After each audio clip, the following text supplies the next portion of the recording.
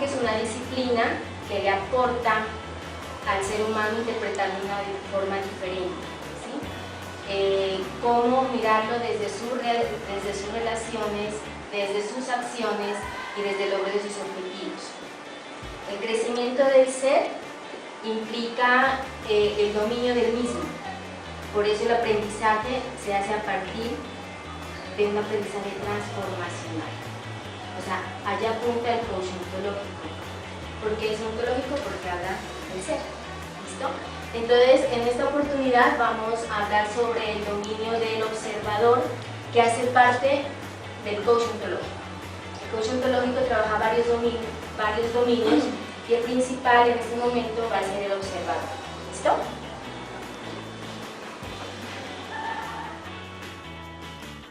Rafael Echeverría dice que llama ontología del lenguaje a un posicionamiento filosófico que haga una comprensión diferente del ser humano. ¿Eso qué quiere decir? Que hay tres pilares, que es el filosófico, el lingüístico y el biológico. En el filosófico hay el planteamiento de los sofistas, donde se hablaba del hombre y la conducta, se hacía el trabajo de hombre y conducta. Entonces, ¿qué se relacionaba? La conducta, el comportamiento del hombre en interacción social. Luego viene Heráclito, donde dice que cambiamos continuamente. Y yo creo que ustedes son testigos de eso. O sea, nosotros no somos los mismos de hace 5 años, ¿sí? Porque las mismas experiencias nos hacen madurar, nos hacen crecer, nos hacen diferentes. Entonces, Heráclito, ¿qué plantea? Cambiamos continuamente como lo hace el río. El agua del río no es el mismo siempre. Luego viene Nietzsche y sostiene que la verdad es relativa. Lo que usted diga es relativo, no es la verdad absoluta. ¿Por qué? Porque depende de la forma como usted lo mira, como usted lo observa, como usted lo interpreta. Eso es el observador.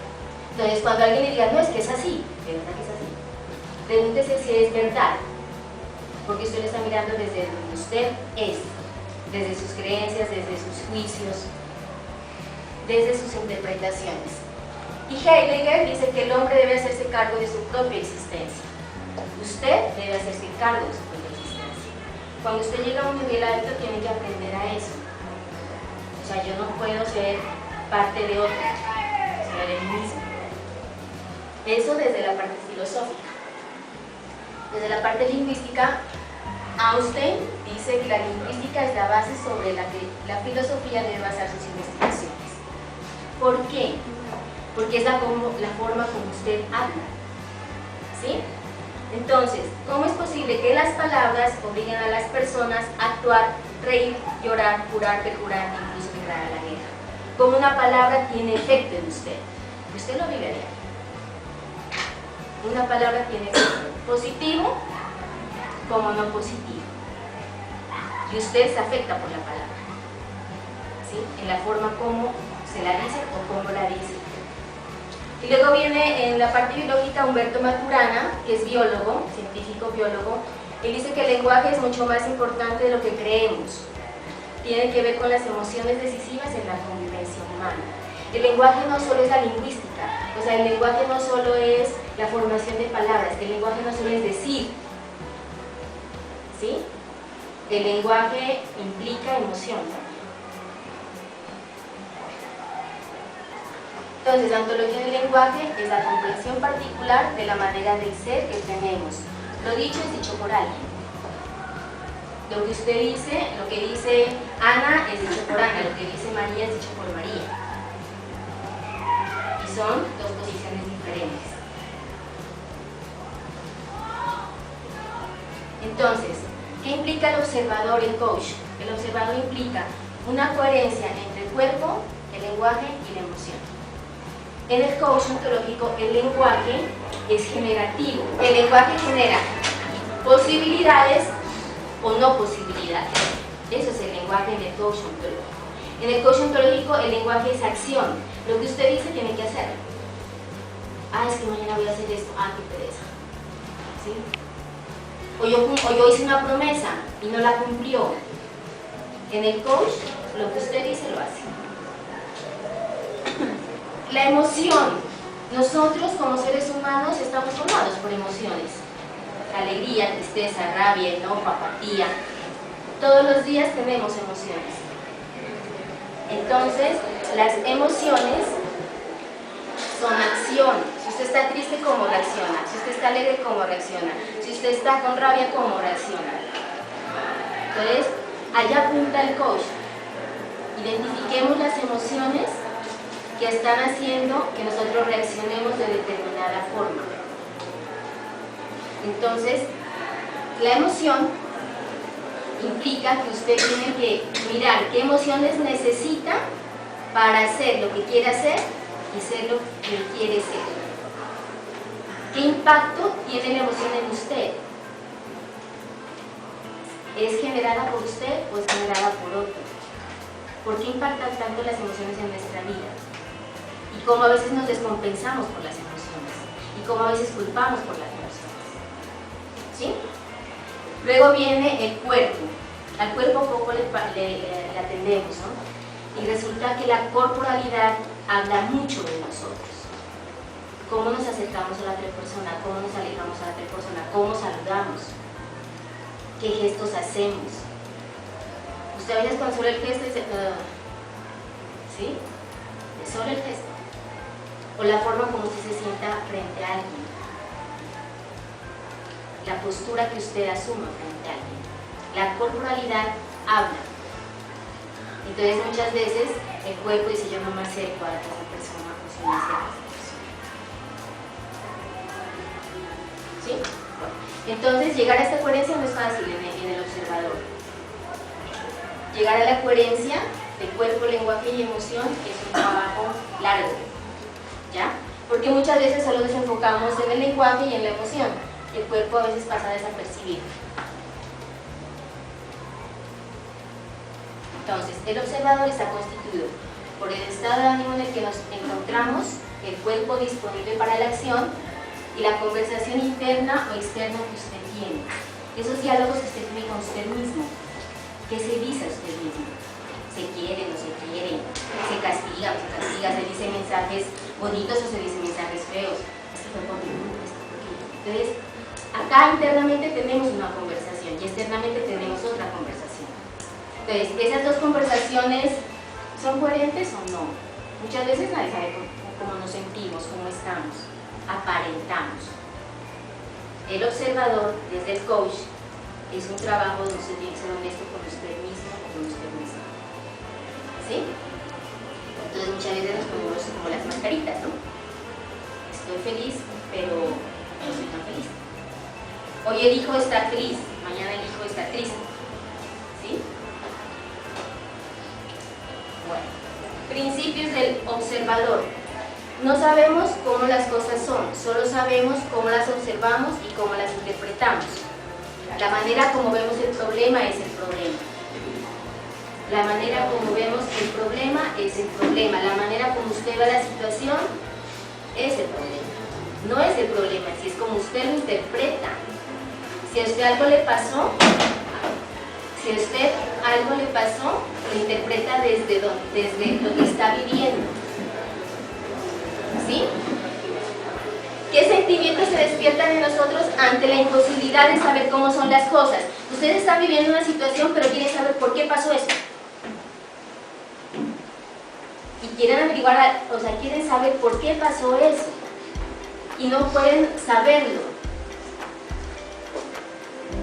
¿Qué reacción tomamos?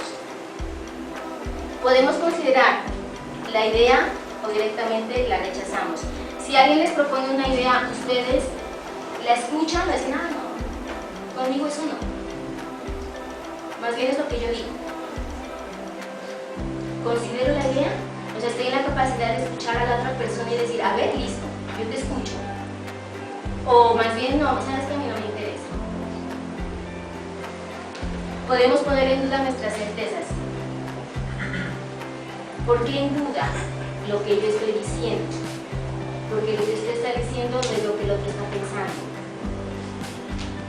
Entonces siempre va a haber duda de lo que usted diga, porque es su verdad, pero no es la verdad del otro.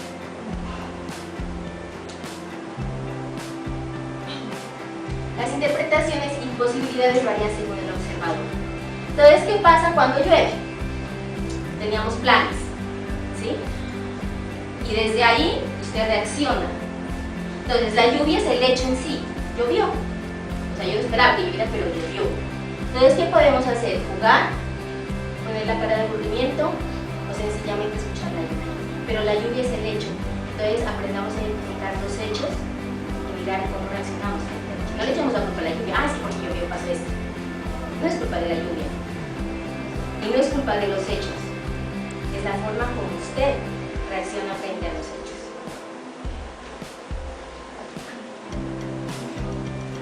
El dolor es inevitable y el sufrimiento es opcional. ¿Eso qué quiere decir? El dolor es biológico. A usted le duele la muela, le duele la muela. A usted le duele el brazo, le duele el brazo. Y el sufrimiento es opcional. Usted elige sufrir. Usted elige darse los golpes de pecho. ¿Sí? O usted elige encerrarse en la situación. Y decir, eso me pasó a mí. ¿Por qué me pasó a mí? Y sufre. Entonces es opcional. Usted elige sufrir o no sufrir. Es usted el que elige. Le pasó algo que tiene que ver con una situación externa. Por ejemplo, en la pareja. Es culpa del otro. Usted elige. Usted dice es culpa del otro. Usted elige. ¿Sufro o miremos qué hacemos? O se vuelve al pasado. En el coaching ontológico se trabaja desde el presente. La situación actual en el presente. Lo que usted está viviendo en el presente. Entonces es bien importante que tengan eso en cuenta, porque a veces sufrimos con cosas que ya pasaron.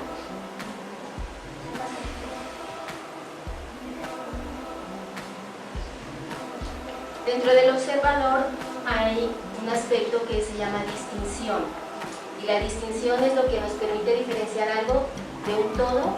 A mayor distinción, mayor capacidad de acción. ¿Eso qué quiere decir? A mayor conocimiento de algo que usted tenga, puede lograr argumentar. Entonces, el médico tiene su distinción porque él sabe de medicina. Ustedes como psicólogos en proceso tienen su distinción porque van a dominar lo que es la psicología. Entonces, usted no puede aportar algo desde la medicina si no lo conoce muy bien. ¿Sí me hago entender? Entonces, esa es la distinción. A mayor capacidad de conocimiento, usted tiene una mayor capacidad de acción. Puede saber cómo actuar frente a la situación. Para lograr cambiar la interpretación es necesario observar nuestra conversación. ¿Eso qué quiere decir? Tiene que usted mirar cuáles son sus creencias, cuáles son sus juicios. ¿Qué cree usted de usted misma o usted mismo? ¿Usted cree que es capaz? ¿Usted cree que es inteligente? ¿Usted cree que es un tonto? ¿Usted cree que...? O sea, ¿qué cree de usted mismo? Y las creencias se forman en la niñez. ¿Qué mensajes usted recibió en su crianza? Y eso inconscientemente empieza a aparecer cuando usted empieza a desarrollarse o a interactuar en sus diferentes contextos. Entonces usted dice, ay, es que como me dijeron siempre que yo era esto. ¿Usted se lo creyó? Desde el coaching ontológico se trabajan las creencias, porque las creencias no son verdad. Porque en el coaching ontológico nosotros como personas somos personas mutables, cambiantes, no somos inmutables. Somos personas que podemos cambiar.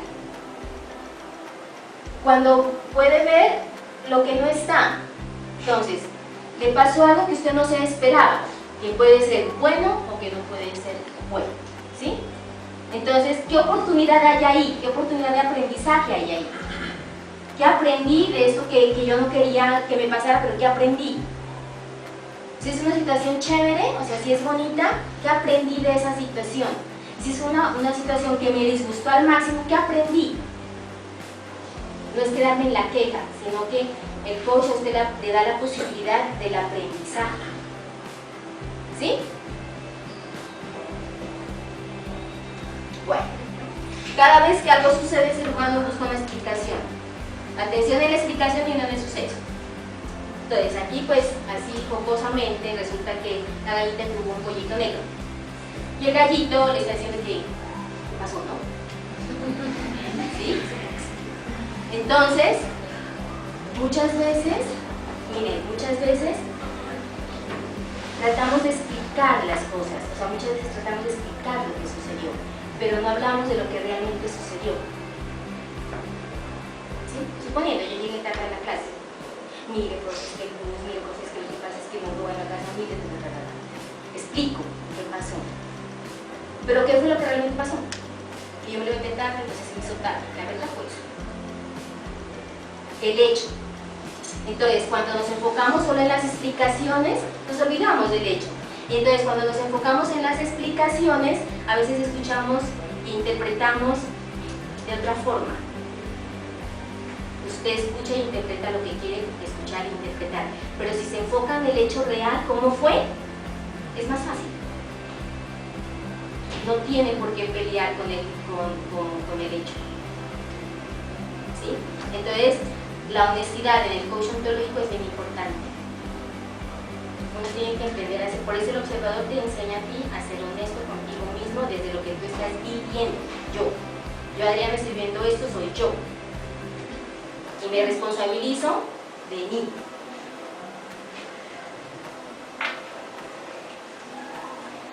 Uno de los representantes de la ontología del lenguaje es Heidegger. Entonces, él habla del Dasein. El Dasein es el término alemán que es ser ahí.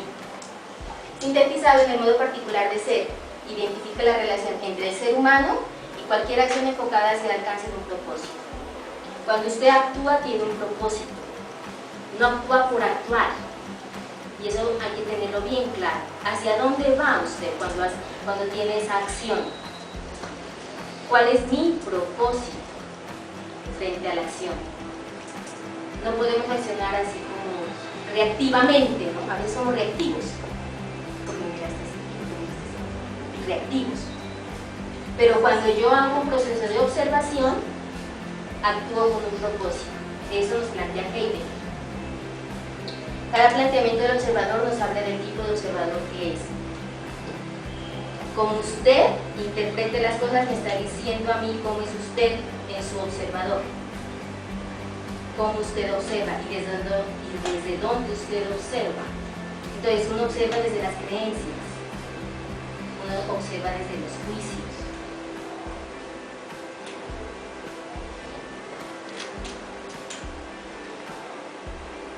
Entonces, en la ontología del lenguaje dice que interpretamos a los seres humanos como lingüísticos. Ya hablábamos de eso, el lenguaje es generativo, no es quieto. El lenguaje le permite a usted actuar. Por eso cuando usted se comprometa con usted mismo, cúmplalo. Interpretamos el lenguaje como generativo, ya lo hablamos, interpretamos que los seres humanos se crean a sí mismos en el lenguaje del ser. Somos mutables, no somos inmutables. Usted tiene la capacidad de cambiar si usted la asume. De lo contrario, no.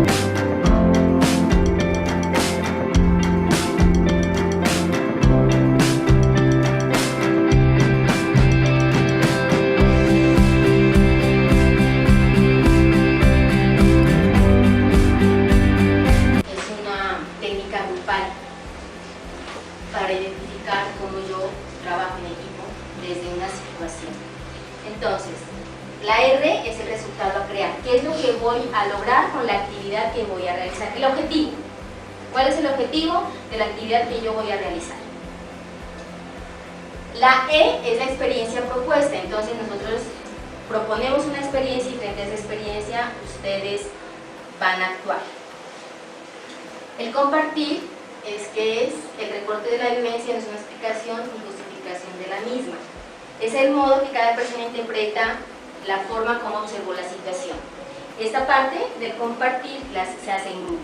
O sea, la primera parte, la parte de la experiencia se hace individual, la parte del compartir se hace en grupo, es como usted miró la experiencia. Luego ya se la comparte en grupo. La transferencia es que buscamos una conexión directa posible entre la vivencia y lo que sucede en el día a día. Es aplicar el ejercicio, o sea, la actividad, a lo que pasa en lo cotidiano. Y el aprendizaje es fundamental que los participantes, a partir de la reflexión, construyan un nuevo aprendizaje. ¿Eso qué quiere decir? Que usted, a partir de la reflexión, mire cómo puede lograr interactuar de una forma diferente a cómo vivió la experiencia. ¿Sí me hago entender? ¿Por qué es importante el RECTA? Porque en el RECTA usted tiene que tener canales de comunicación muy claros. Pero primero tiene que ser muy honesto con su conversación y con su vivencia individual para poder interactuar en grupo. Porque ustedes se han dado cuenta que interactuar en grupo no es fácil, porque todos tenemos diferencias. Pero el trabajo en equipo es bien importante para poder generar aprendizajes nuevos. ¿Listo? Bueno. Eso es el reto. O sea, es algo cortico porque ahorita empieza la actividad. Entonces, vamos a cerrar los ojos no para que se vayan a relajar, es simplemente para que miren, para que simplemente escuchen la situación que yo voy a leer y sobre esa situación vamos a trabajar, ¿sí? Y ya. No es que vamos a hacer aquí algo pues extraordinario, simplemente vamos a cerrar los ojos para que escuchemos con mayor atención la situación que ustedes van a vivir, ¿vale? Bueno, entonces la situación es la siguiente. Sí, cerremos los ojos, por favor. La situación es la siguiente. Ustedes están en un centro comercial. Están vitrineando, no sé si vayan acompañadas o vayan acompañados o solos, mirando artículos, bueno. De pronto, a cierta distancia, alcanzan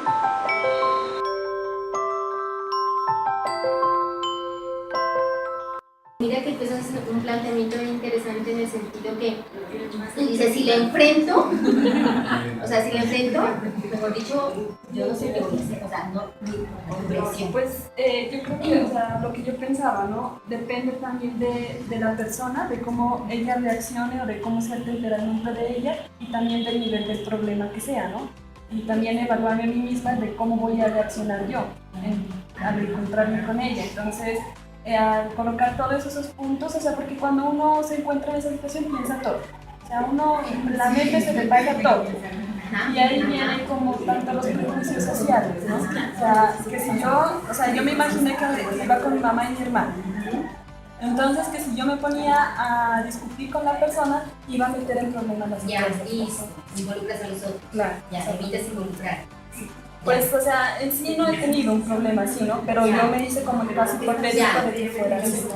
Pero es bien interesante la situación. Si vas acompañada, evitas involucrar a los otros. Pero si vas sola, no sabes qué. Uy, sí, no. ¿Alguien más?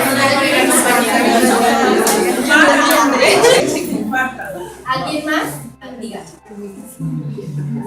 Yo entro con un estado de ansiedad donde quiero que las cosas pasen rápido o que simplemente no mirar a los ojos y buscar como otra ruta. Punto clave, la ansiedad. Y muchos sentidos de ansiedad. Entonces, la ansiedad puede ser nuestra amiga o puede ser una sensación que nos genere algo que no sabemos manejar.